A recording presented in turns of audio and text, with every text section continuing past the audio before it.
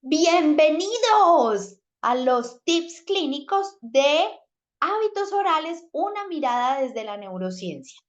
Mi nombre es Claudia Restrepo Serna, soy odontopediatra y doctorada en neurociencia y soy profesora titular de la Universidad CES, creadora de NeuroTrainers, una plataforma de aprendizaje donde transferimos la evidencia científica creada por nuestro equipo y otros autores con los que tenemos contacto maravillosos alrededor del mundo para que la puedas usar en la clínica y hagamos las cosas diferentes para transformar la vida de los niños.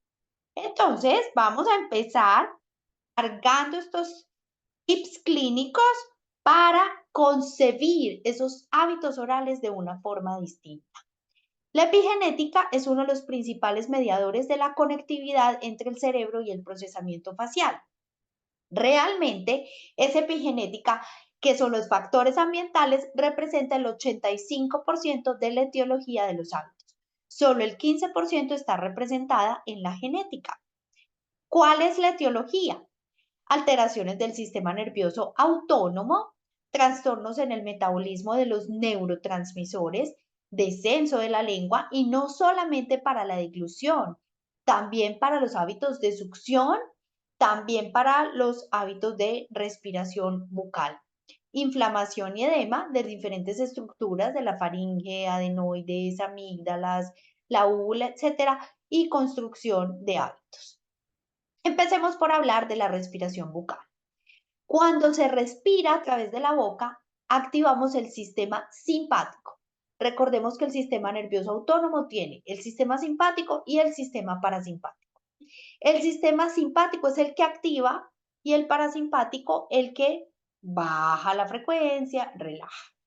Entonces, cuando respiramos por la boca, tenemos el modo simpático activo, es decir, estamos como si nos estuviera persiguiendo un perro, preparados para el peligro. Si por el contrario tenemos la boca cerrada durante el sueño, vamos a tener un sueño reparador, una respiración nasal y un sistema parasimpático activo. Entonces, ¿qué debemos preguntar en la revisión por sistemas? Si hay trastornos respiratorios, trastornos gastrointestinales, porque esos trastornos gastrointestinales van a ser constricción de la faringe y van a ser inflamación de la vía aérea. Además, debemos preguntar en antecedentes quirúrgicos si ha habido adenoidectomía, amigdalectomía, frenilectomía, y en la dieta si hay azúcar añadido. ¿Por qué? Porque 2 veces o más de frecuencia de consumo de azúcar añadido es inflamatorio y también es inflamatorio para la vía aérea. ¿Y cómo es la consistencia de los alimentos que comemos? Porque la masticación es esencial para un adecuado tono muscular de la faringe, de los músculos masticatorios y de la musculatura perioral. Evaluación psicosocial, cómo es la memoria de trabajo, cómo es el desempeño escolar del niño, cómo son sus tiempos de atención, el desempeño social, si usa pantallas, por cuánto tiempo y cuáles son los momentos de uso, cuál es el tiempo de sueño, la hora de dormir, la hora de despertarse y si hace colecho. ¿Por qué es tan importante el colecho? Porque el dióxido de carbono en el aire alrededor de la cara de un bebé, y esto estamos hablando después de los 18 meses, aumenta por encima del 3% si hay un evento de reinhalación. En realidad, esto sucede desde que el bebé nace, solo que hasta los 18 meses es el mayor riesgo de muerte súbita y ese despertar que genera el dióxido de carbono, pues me va a ayudar a evitar esa muerte súbita. Pero después de ese tiempo, ya ese dióxido de carbono no es necesario y el sueño debería ser continuo. Y esa reinhalación debe ser del 0.039% y termina siendo del 3%, que es absolutamente alto. Dentro del examen funcional, tenemos que evaluar si hubo lactancia materna, porque miren, la lactancia materna permite que hagamos este movimiento que están viendo en mi video,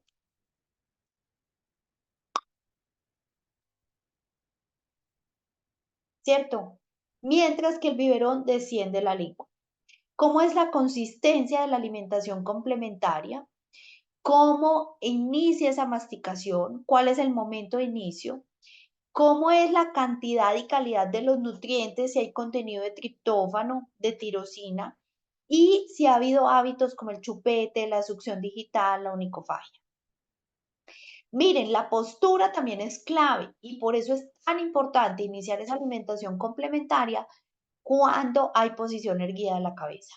Miren lo que pasa con la posición neutra con la lengua en el paladar. Miren que aquí hay un selle completo de la lengua contra el paladar duro. En cambio, miren lo que pasa cuando la lengua está con la punta en la parte posterior. Hay una constricción, sobre todo de la orofaringe. Y miren lo que pasa cuando la lengua está descendida. La parte de atrás se retrae y tenemos una orofaringe mucho más estrecha e incluso también la nasofaringe. Ahora, hay una correlación del tamaño, del espacio adenoideo incluso con la postura de la lengua. Y este espacio es mucho más amplio, tenemos una faringe más amplia cuando la lengua está en contacto con el paladar y no cuando la lengua está descendida y no está en contacto completo con el paladar. Y miren lo que sucede, aquí hay una correlación también entre el tamaño de las amígdalas y la postura de la lengua, donde el lumen se va haciendo más estrecho cuando la lengua está descendida y tenemos un lumen de vía aérea, es decir, un espacio aéreo mayor y unas amígdalas más pequeñas cuando la lengua está en el paladar. De nuevo se los muestro aquí. Muy bien. Tenemos que hacer un examen extraoral donde vamos a verificar el tamaño de la mandíbula, no porque los trastornos respiratorios sean exclusivos de la clase 2, también podemos tener una hipoplasia maxilar con unos senos paranasales afectados por falta de la respiración nasal y también puede haber una obstrucción respiratoria nasal y de senos maxilares. Pero sí hay que definir muy bien, porque de este patrón esquelético depende saber dónde está la obstrucción, si en senos maxilares, si en la mandíbula. Si en la mandíbula es retrognática, pues vamos a tener una vía aérea posiblemente en la orofaringe más estrecha. Y esta postura, miren, nos va a llevar a que cuando tenemos una hiperflexión, tenemos mayor concentración de CO2, lo cual quiere decir que hay mayor acidez, mayor probabilidad de despertar el cerebro. Miren.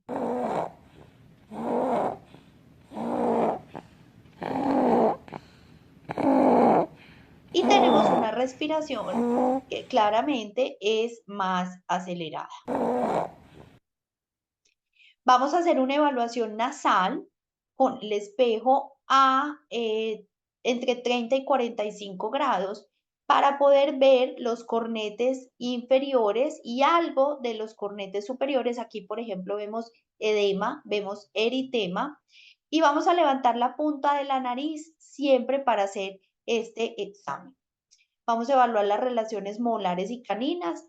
Son importantes sobre todo para que sean también una parte de los determinantes de esa relación esquelética y cómo está la posición e inclinación de los incisivos, que también nos van a dar una pauta importante de la forma del arco y de la profundidad del paladar. Vamos a tomar las medidas intercaninas e intermolares. La intercanina mínimo debe medir 30 milímetros de punta cúspide a punta cúspide y la intermolar se mide en distal, en las cúspides distopalatinas de los molares deciduos o en las mesiales de los molares permanentes. Hay investigaciones que muestran que el aumento de la distancia intercanina de los molares deciduos a los permanentes es de 1 milímetro más o menos, y esa es la desviación estándar que tenemos, o sea que lo podemos tomar en cualquiera de los dos y debe medir mínimo 40 milímetros. Vamos a mirar también en la radiografía panorámica que está validada versus rinometría acústica, que es el examen diagnóstico por excelencia para determinar obstrucciones nasales. Y aquí vamos a mirar cómo está el septum nasal y vamos a mirar cómo están los cornetes y el volumen aéreo. En la radiografía cefálica lateral, medidas súper sencillas, hay muchísimas, incluso lo pueden ver con mucho detalle en el curso de bruxismo, protección o alarma, donde además les entregamos todos los descargables con las medidas de referencia para los análisis. Aquí hablamos de uno de ellos, que es muy sencillo, donde este análisis está validado versus con BIM, tomografía. Aquí observamos que la nasofaringe debe medir entre 10 y 12 milímetros, la orofaringe entre 5 y 8 milímetros y la hipofaringe entre 9 y 12 milímetros. Vuelve y juega. Miren qué pasa con la posición neutra, con la extensión de la cabeza y con la flexión de la cabeza con esa vía aérea, ya no solamente con la postura de la lengua, sino con la posición neutra en extensión de la cabeza, que miren que se amplía. Por eso muchos pacientes respiradores bucales aumentan la extensión, llevan a una tendencia a la lordosis y miren lo que pasa con la flexión de la cabeza. Con el Roncolab debemos medir al menos el 50% de la noche para que la medición sea válida. Tiene casi un 95% de confiabilidad, 100% de sensibilidad, es decir, es capaz de detectar los ronquidos, 94.1% de especificidad, es capaz de detectar los sanos, 67% de valor de predicción positiva y 100% de predicción negativa. Es una aplicación, la pueden bajar. En español se llama Roncolab, en inglés se llama Snorlab y nos va a dar el tiempo en cama, es decir, del momento que iniciamos la grabación al momento que lo paramos, y nos va a decir de ese tiempo de sueño cuánto pasamos roncando. Y de ese ronquido, cuánto fue fuerte, cuánto fue tenue o cuánto fue épico. ¿Cómo intervenimos? Entonces, podemos hacer una expansión que está indicada cuando esa obstrucción de nasofaringe es menor al 60%. Si es mayor al 60%, no es que la expansión no esté indicada, claramente sí está indicada, pero también sería necesario remitir al otorrinolaringólogo. Miren, con esta expansión que la vamos a hacer dependiendo del lugar de la obstrucción. Si está en la zona anterior, en la nariz, en senos maxilares, vamos a usar un tornillo en abanico siempre y cuando la oclusión no tenga una mordida cruzada posterior bilateral. Si tenemos también un arco constreñido en la parte posterior, pues usaremos un tornillo como el que vemos en el video, que es un tornillo bilateral. Todas estas indicaciones de los tornillos y los protocolos de expansión lo encuentran en el curso de Go-Pets y expansores de la A a la Z. Y dependiendo de esto, pues vamos a escoger el protocolo también de activación. En este caso, debería ser para este tipo de obstrucciones de nasofaringe o de la nariz, un protocolo semi rápido donde activemos 0.5 milímetros por día, cerca de 20 días, un mes, hasta que las cúspides de los molares, de los bicúspides o de los primeros molares deciduos, las cúspides palatinas estén en contacto las superiores con las vestibulares de los inferiores. Podemos obtener incluso expansiones hasta de 5 milímetros, que obviamente son estadísticamente significativas y clínicamente significativas también. Y lo mismo pasa con un poco de menor escala en la orofaringe y la hipofaringe. Además, con esta expansión vamos a poder lograr reducciones significativas del tamaño de adenoides y del tamaño de amígdalas. Hablemos de los hábitos de succión. Hay una diferencia grande entre hambre y apetito. Hambre aparece cuando el cuerpo necesita alimentos y se caracteriza por ser gradual, progresiva. El apetito es un deseo de comer relacionado con el placer, relacionado con un estado emocional particular, con la ansiedad, y esa regulación del apetito es diferente que la regulación del hambre. La regulación del hambre es en el tálamo, en la parte basal del cerebro, mientras que la regulación del apetito tiene que ver con el circuito de recompensa, con el núcleo accumbens, que es el centro de la recompensa por excelencia en el cerebro. Y además tiene que ver con el hipocampo, que es el centro de la memoria, es decir, que se asocia con patrones emocionales y con patrones de memoria y con patrones de recompensa. Entonces, muchos hábitos de succión aparecen como compensadores para el apetito, no para el hambre, ¿cierto? Vamos a tener inhibidores del apetito o promotores del apetito. También, ¿qué sucede? Esa succión del pulgar, ujú, va a ser un estímulo de las terminaciones nasopalatinas del trigémino. A la postre lo que va a hacer es estimular ese núcleo accumbens y ese sistema de recompensa. ¿Qué efecto tiene esa succión digital sobre la microbiota y la sensibilización a otras enfermedades? Pues miren, resulta que la succión digital y la onicofagia cambian el microbioma intestinal y hacen que se altere o algo muy importante, que es la producción de dopamina y de serotonina a partir del triptófano y la tirosina que consumimos en la dieta y que es metabolizada en el intestino.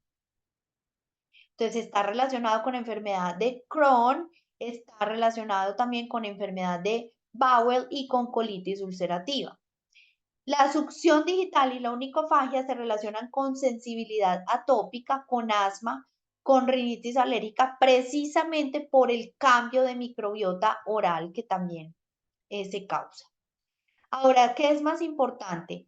¿La intensidad o la frecuencia? Pues resulta que es más importante la frecuencia del hábito de succión para cambiar la relación incisal, o sea, los patrones y la posición incisal, también para cambiar las relaciones caninas, también para cambiar el overjet. No mucho, no hay una influencia importante sobre las relaciones molares. Ahora es muy diferente el tipo de succión. Una cosa es la succión digital contra el paladar, el pulgar contra el paladar, que va a ser estímulo del circuito de recompensa. Y otra cosa es el dedo, pulgar y medio, que van a alterar el apetito. Actúan en dos partes distintas del cerebro. La succión del pulgar contra el paladar va a afectar el circuito de recompensa y va a generar adicción. Este va a hacer cambios en el circuito de hambre y saciedad, actúa sobre el apetito, es decir, que vamos a comer menos variedad y seguramente también vamos a tener mayor selectividad alimentaria. En el examen intraoral nos damos cuenta también de ese hábito, aparte del examen clínico, obviamente de los dedos y la historia clínica, donde vamos a determinar si hay una mordida abierta, protrusión dentoalveolar de los incisivos, profundización del paladar. Muy seguramente vamos a tener una succión de pulgar contra paladar. Si tenemos una tendencia a la clase 3, si tenemos una mordida cruzada anterior, retracciones gingivales en los inferiores, pues es muy probable, y los callitos acá, no aquí y acá, no aquí y acá, sino aquí y acá, pues vamos a entrar a determinar el tipo de hábito. Vamos a mirar las bases óseas, o sea, miren que ya hablamos del tabique, del septum nasal, de los cornetes, vamos a mirar también cómo están las bases óseas, porque en muchos casos esa protrusión dentoalveolar nos hace un falso positivo de un espacio que en realidad no existe, sino que tenemos una protrusión dentoalveolar que me genera una mayor amplitud de las bases óseas que en realidad no es real. Vamos a mirar si hay mordida abierta, si hay rotación del maxilar anteriormente, o sea, cómo está la angulación del plano palatal, cómo está la angulación también del plano mandibular, versus si entra a la parte anterior del cráneo, a la media o a la posterior. Y también aquí podemos ver cuánto y cómo es la protrusión dentoalveolar. Miramos si hay rotación de los maxilares para ver si esa mordida abierta que estamos creando es de origen, pues se está creando de forma esquelético-dental. ¿Cómo intervenimos entonces? Miren, los datos a largo plazo muestran que las intervenciones psicológicas son benéficas comparadas con no hacer tratamiento. Usar aparatos junto con esas intervenciones o Over time, thumb sucking alimentarias can have a dramatic impact on the alignment of teeth. como lo hemos visto, o psicológicas, dependiendo de lo que tengamos. Estos aparatos deben ser usados solamente por un mes máximo para no trastornar la postura de la lengua. Es decir, solamente entre 21 y 30 días para generar un reflejo distinto del dedo hacia la boca, disminuir el estímulo del núcleo accumbens del sistema de recompensa, pero inmediatamente debemos entrar a cambiar la postura lingual con ejercicios, hacer selle de la lengua con el paladar, como lo vimos anteriormente, y cambiar el patrón de alimentación. Miren que para el uso de esa rejilla por largo tiempo, en realidad la calidad de las investigaciones es muy baja y no muestran unas diferencias realmente muy importantes en el uso prolongado del aparato versus otro tipo de terapias. Algunas veces es necesario además hacer expansión y hacer distalización. La verdad es que personalmente me gusta traerles todo lo que hay en la literatura. Yo no uso mucho aparatos que contengan acrílico por el acúmulo de placa, pero son dispositivos que son interesantes cuando sobre todo tenemos que hacer una distalización de los molares al tiempo que hacer la expansión en los casos donde tenemos unos arcos muy profundos, un paladar muy profundo, arcos triangulares y hemos perdido espacio incluso por ese hábito de succión. Entonces la rejilla solo por un mes y ahora hablemos del chupo. El chupo tiene, digamos que, ciertas características de acuerdo a la edad y encontramos que cuando hay un uso de chupo, hay un mayor periodo de sueño, mayor número, pero también no hay mayor periodo de sueño, es decir, 10, 12 horas, pero hay un mayor número de despertares nocturnos.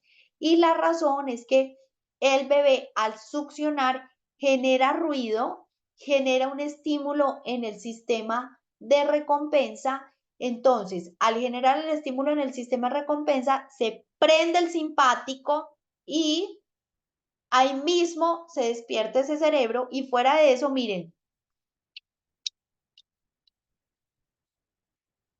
este ruido genera micro y macro despertares.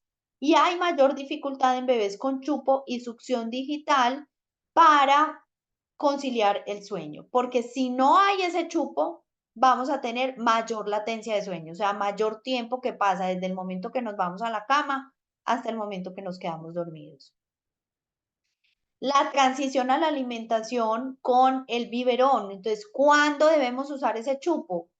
Cuando hay bebés prematuros para reducir el tiempo de transición de la alimentación por sonda a la alimentación con biberón y así produce mejor rendimiento y comportamiento de la alimentación con biberón. Cuando hay bebés prematuros, cuando hay bebés que tienen contraindicada la lactancia materna. ¿Qué?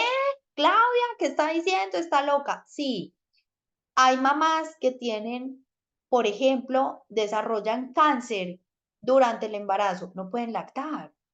Hay mamás que tienen enfermedades de base que tienen que ser atendidas en UCI también con sus bebés y no pueden lactar. Y en ese momento está indicado el chupete. Ahora, el chupete para prevenir la muerte súbita, digamos que tenía muchísimas investigaciones, algunas muestran que efectivamente funciona, pero esto es en caso de que el bebé no tenga lactancia materna. Si el bebé tiene lactancia materna, no tiene por qué usar chupete para esto. Ahora, no se encontraron ensayos clínicos controlados que demuestren o refuten que el chupo en realidad previene la muerte súbita. Y aunque da un mecanismo, digamos, de protección, realmente en la ausencia de ensayos clínicos controlados, pues no se puede recomendar. Los bebés que duermen con un chupete muestran un aumento significativo en la actividad parasimpática, es decir, de relajación, y una disminución en el control de la frecuencia cardíaca simpatovagal durante el sueño REM, tanto en el sueño REM como no REM. Este efecto podría ser una explicación de por qué se puede prevenir la muerte súbita, pero como les digo, la evidencia no es suficientemente robusta para que sea una recomendación en consulta. Además, miren lo que sucede. Vemos que en esta revisión sistemática, en esta revisión sistemática se encuentra que hay algunos tipos de chupete que tienen menos consecuencias nocivas para la oclusión que otros. Por ejemplo, los que se les llama funcionales tienen una menor influencia negativa sobre el desarrollo de la clase 2, molar y canina. Y también esto va a pasar con los que son ortodónticos. Va a haber una diferencia significativa con respecto a los chupetes convencionales respecto al desarrollo de la mordida abierta, donde el convencional pues puede generar mayor mordida abierta. Pero eso no quiere decir que sean recomendables porque de todas maneras van a profundizar el paladar, van a generar arco triangular. Ahora hay en desarrollo algunos dispositivos, algunos chupetes que van a ser tan maleables que van a permitir la deformación prácticamente como el pezón y que se van a poder usar incluso para inducir la succión negativa en niños prematuros o en niños con trastornos de la deglución. Miren lo que pasa respecto a la microbiota. Miren la comparación entre fórmula, lactancia materna y alimentación mixta. Y si ustedes se fijan, la mayor cantidad de microbiota fisiológica se logra con la lactancia materna. Miren lo que pasa con el uso del chupete y con el tipo de limpieza del chupete. Si se lava con agua y jabón, hay menos microbiota, lo vemos en azul, que si lo limpian los papás con su boca. Ahí vamos a hacer una transmisión de la microbiota de los padres al bebé y lo que antes creíamos que era una contaminación cruzada, obviamente esos papás tienen que tener una buena salud oral, una adecuada salud respiratoria, adecuada salud gástrica para que esto funcione, ¿cierto? Porque también podemos transmitir las enfermedades. Ahora, ¿cuál? ¿El látex o la silicona? Pues la verdad es que ninguno. En ambos casos tenemos una microbiota que se desarrolla de una manera incluso hasta medio semejante, no hay una diferencia importante.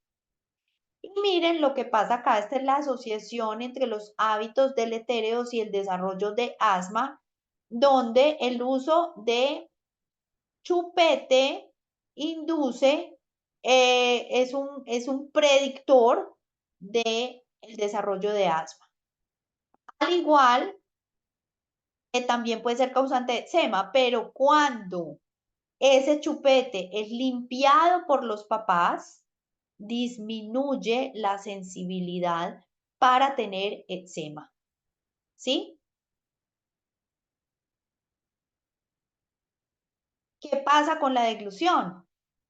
Entonces, cuando tenemos una mordida abierta con una deglución con lengua descendida, tenemos menor potencial de atención, mayor cantidad de problemas escolares y con la memoria. ¿Por qué perdemos el selle? Porque hay trastornos sistémicos, por ejemplo, apneas obstructivas, asma, reflujo que constriñe la vía aérea, puede haber un frenillo traccionante, puede haber una falta de selle valvular anatómico funcional con una mordida abierta, respiración no nasal, inflamación adenoidea, etcétera. Todo eso hace que descienda la lengua y afecte la deglución y que no haya tono muscular adecuado de la lengua, de la faringe. Todo esto hace que haya una deglución no funcional. ¿Cómo realizamos la evaluación? Esto es un truco maravilloso. Las manos aquí en los miloideos de forma pasiva y hacemos la deglución. Si yo hago una deglución no funcional, como la que voy a hacer en este momento, por ejemplo, que me van a ver aquí,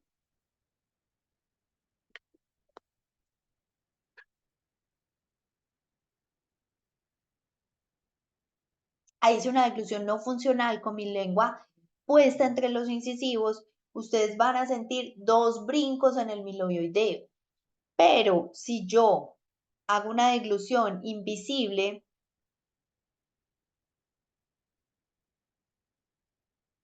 voy a sentir que es continuo el movimiento de esos miloideos.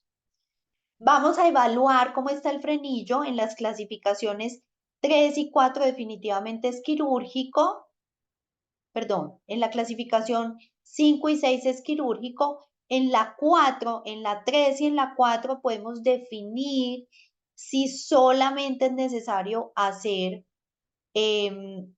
terapia miofuncional y estos 1 y 2 son frenillos completamente fisiológicos. Nos va a ayudar muchísimo el uso de la ecografía, del ultrasonido, para determinar cómo está ese frenillo y cómo está la postura de la lengua contra ese paladar durante incluso la lactancia. Esta es una herramienta maravillosa incluso para mostrarle a los papás, miren acá la lengua, la interpretación es que la vemos en esa ecografía por encima del rodete y vemos que vamos haciendo un selle con aparición del espacio Donder para que vaya pasando la leche, ¿cierto? Pero la lengua está por encima del rodete. Muy distinto a cuando tenemos un frenillo con inserción baja, traccionante, donde la lengua va a estar por debajo del rodete, no va a alcanzar entonces a hacer el selle con el paladar, va a tener que usar el bebé la musculatura perioral y ahí es cuando hace lesiones a la madre.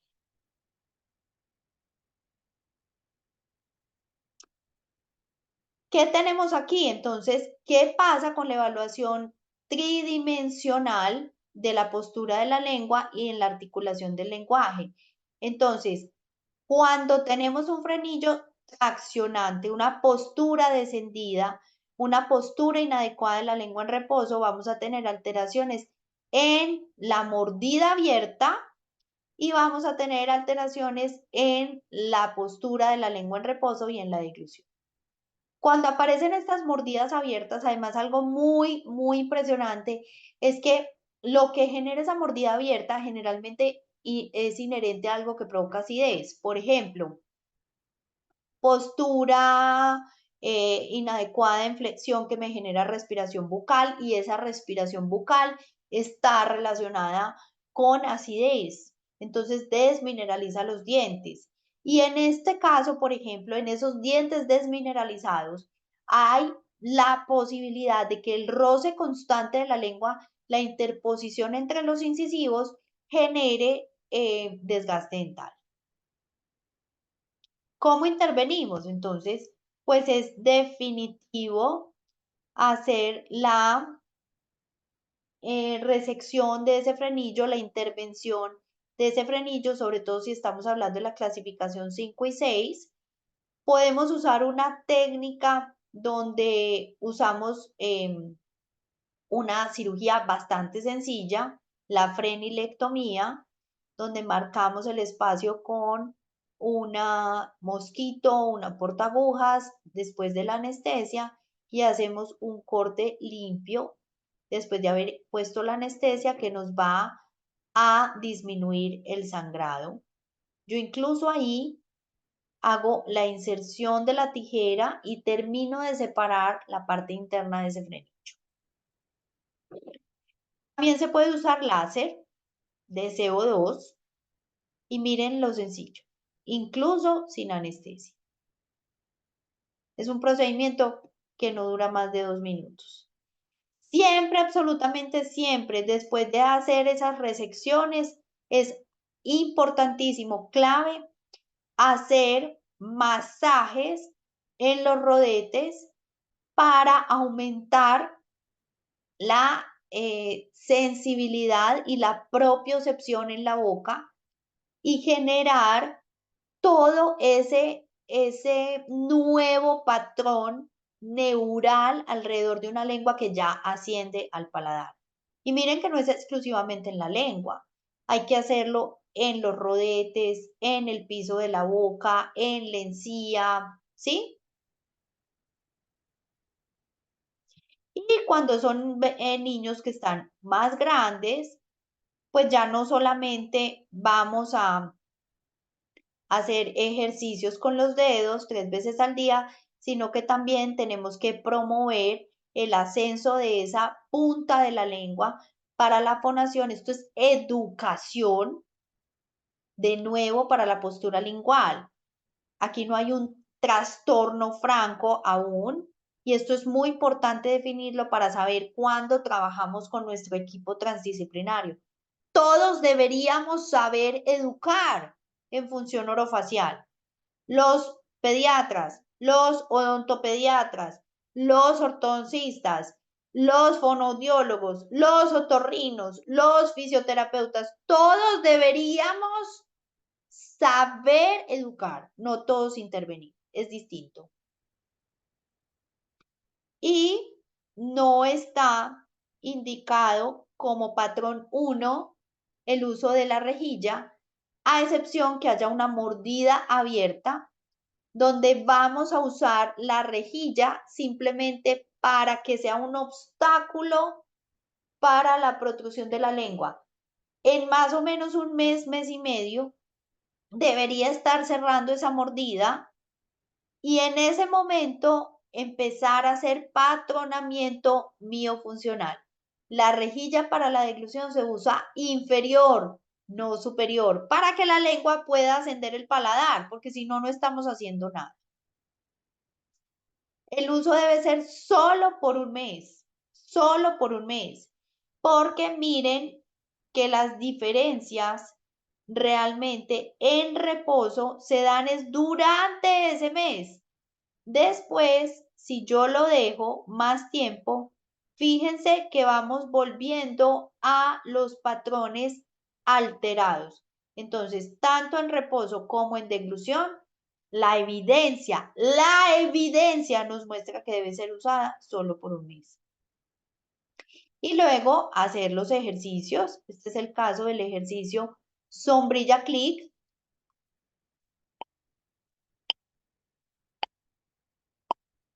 ¿Sí? Muy bien, miren como lo que está pasando aquí. Conteo en reposo. 1, 2, 3, 4, 5, 6, 7, 8, 9, 10. Miren que aquí lo estamos haciendo de forma inadecuada. Miren que falta competencia labial. 7, no hay pausas y la postura no es la correcta aún. Aquí mejoramos, todavía la postura no es recta, pero miren que ya estamos haciendo pausas entre el conteo. 4, Para ascender la lengua durante el reposo. 5, 7. Esto lo hacemos 3 veces al día, dura un conteo hasta de 15, 3 veces al día. Es muy importante la frecuencia. Deglución invisible, miren aquí cómo comenzamos. Con mucho movimiento de la musculatura perioral, separación de labios al final.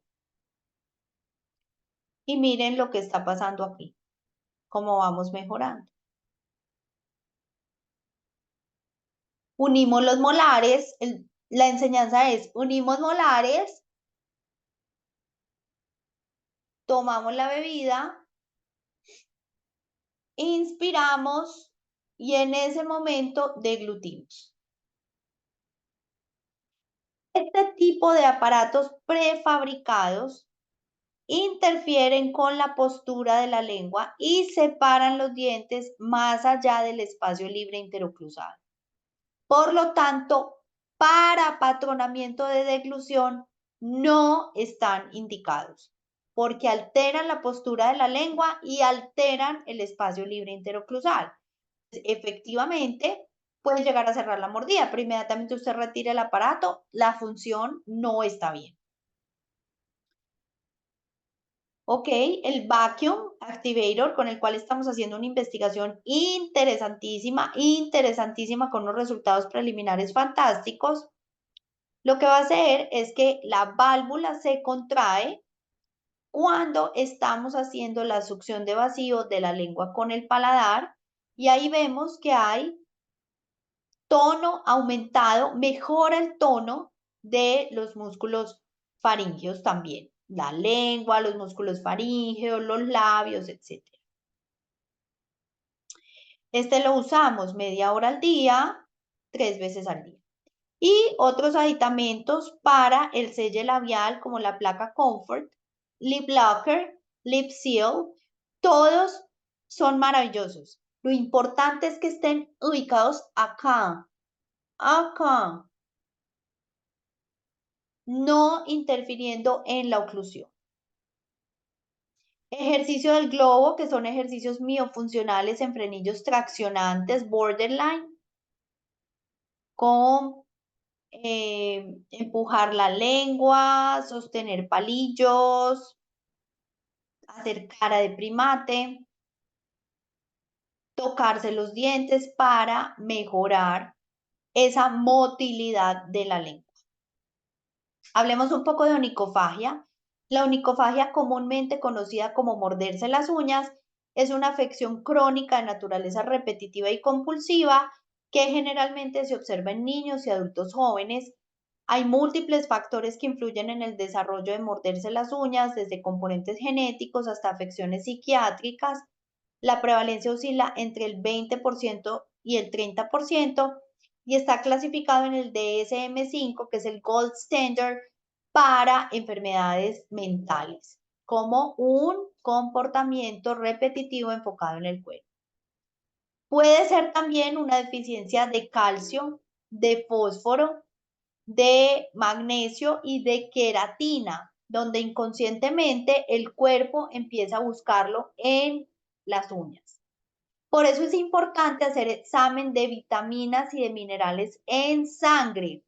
Y este análisis que permite evaluar los niveles de minerales y vitaminas como el calcio, el magnesio, el zinc, y es absolutamente clave para determinar la causa.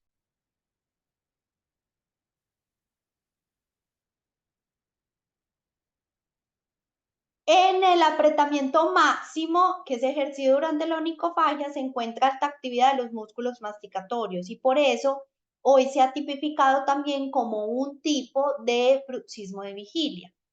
¿Cuáles pueden ser las consecuencias? Un desgaste dental que es muy particular, es desgaste dental de origen mecánico, en bruxismo protector o alarma les enseño con muchísimo detalle los tipos de desgaste de origen mecánico, de origen químico, cómo hacer la evaluación, cómo intervenirlo, etc. Entonces, este desgaste es en un solo par de dientes, generalmente 1 o 2 pares de dientes solamente, y que el desgaste coincide exacto entre los dientes adyacentes. El tratamiento de la onicofagia implica un equipo transdisciplinario para saber si hay un trastorno en nutrición, también en pediatría, psicología, psiquiatría, dermatología y obviamente el equipo dental. Funciona muy bien el BroxApp porque con el BroxApp vamos a programar 5 alertas diarias, no es necesario las 16 del bruxismo de vigilia, sino 5 alertas diarias, vamos a hacer la medición por una semana, pero además esto nos va a ayudar de biofeedback para el paciente. Esto estamos hablando de adolescentes, no en niños, porque bajo ningún motivo debemos promover el uso de pantallas en niños. Entonces ahí vamos a ver si hay músculos relajados, si los dientes están en contacto, en apretamiento, si esa onicofagia se da a través del rechinamiento y si hay tensión muscular. Esto funciona espectacular y es una técnica que se usa incluso desde el punto de vista de psiquiatría. Son los mordedores. Entonces, en vez de que se coman las uñas o en vez de que ejerzan la onicofagia, entonces se entregan los mordedores, esto disminuye el cortisol, o sea, va al origen del asunto, cambia el patrón de rotación de la mandíbula, que generalmente en esa onicofagia comienza a ser posterior, entonces lo devuelve a ser anterior, aumenta la fuerza masticatoria y es un reemplazo, es una reacción de competencia, es decir, un reemplazo de esa onicofagia. También aumentar el consumo de triptófano, que es el precursor de la serotonina. Esa serotonina es el neurotransmisor de la paciencia y la calma, y además del hambre y la saciedad. Y el consumo también de otros minerales que deberían ser reemplazados, como el magnesio, el zinc, el calcio, como hablamos ahora. Finalmente, hablemos un poco de pica, que hace que uno pueda estar en riesgo de pica, trastornos del desarrollo y discapacidades intelectuales, como el espectro autista, afecciones de salud mental como la esquizofrenia o el trastorno obsesivo compulsivo, sujetos con desnutrición, lo que resulta en bajos niveles de nutrientes como el hierro y el zinc, y puede desencadenar algún tipo específico de antojos, estrés tóxico somático, no solamente el estrés es desde el punto de vista psicosocial, sino también somático, es decir, de origen sistémico, y el embarazo. Anemia por deficiencia de hierro, deficiencia de zinc, desequilibrios de minerales de magnesio, cobre, plomo, cadmio o manganeso. Los síntomas orales, puede aparecer edema en la lengua, una resequedad eritematosa de los labios, palidez de la mucosa, úlceras orales recurrentes, pérdida de la queratinización, atrofia de las papilas filiformes, glosodinia, dolor, es una sensación de ardor en la boca. Vamos a usar un pequeño examen para determinar que no haya un trastorno obsesivo compulsivo o síntomas, y esto nos va a dar una indicación muy interesante de a quién remitir, por ejemplo, en el caso de encontrar síntomas, pues a psiquiatría. Entonces, este es el caso de uno de mis pacientes, paciente de 5 años y 6 meses, alto nivel de ansiedad, no hay acompañamiento psicológico, uso de pantallas 3 horas al día. Hicimos preguntas indispensables, muerde también paredes, puede ser pica, y en este caso hay que mandar examen para determinar si hay anemia, remitir para ver si hay bloqueos intestinales por las fagias que está haciendo, por lo que come, que no es nutritivo, y efectos secundarios de sustancias tóxicas como pinturas o parásitos que provienen del mugre y de todo lo que se comen. ¿Listo? Muy bien. Entonces, ¿cuáles pueden ser las consecuencias? Obviamente un tipo de desgaste de origen mecánico y también erosión. ¿Por qué erosión? Porque lo que se comen puede ser ácido y desmineralizado. Pero estos son reportes de caso. ¿Cómo intervenimos? Un equipo transdisciplinario, pediatra, psiquiatra, psicólogo, odontólogo, idealmente odontopediatra y nutricionista. Algunos mensajes para llevar a casa entonces. Lo más importante en hábitos orales es ir al origen del hábito. El tipo de estimulación del sistema nervioso autónomo es esencial para determinar la etiología y la intervención de esos hábitos orales. Es clave el selle valvular en el diagnóstico y la intervención de esos hábitos parafuncionales y lo más importante es la postura de la lengua en reposo, incluso para prevenir muchos de ellos. Muchas gracias. Espero verlos pronto en otros de mis cursos y recuerden que aquí siempre estamos para aprender. Un abrazo grande, que lo disfruten. Chao, chao.